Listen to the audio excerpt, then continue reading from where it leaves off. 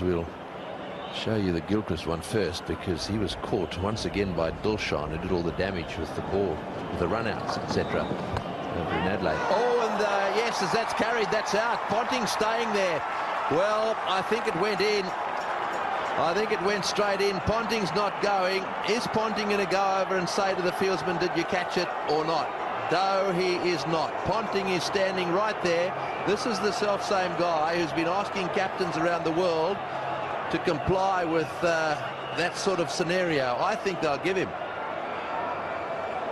I think they'll give him. I thought it was okay. Ponting's not going, though. Well, I think they'd have given it by now if they were going to. I think it's been a question from the bowler's end to the square leg umpire. The square leg umpire has said that he was unable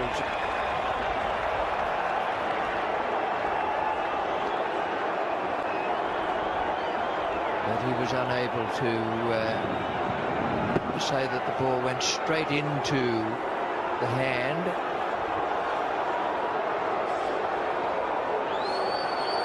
Well, there we are. The captain of Sri Lanka now going over. I've got to say that I thought it was hit straight into his fingers. His fingers then hit the ground and cleanly taken. I don't think it showed that on the replay. Well, we'll have another look. Sure, I'm sure with these replays, and we often see them whenever we see a replay like this. We've done exercises on the ground. But very seldom does a replay like this show anything other than a little bit of grass in front. There we are. That goes straight into it. Look at his fingers. There it is. Fingers underneath the ball. For me, out.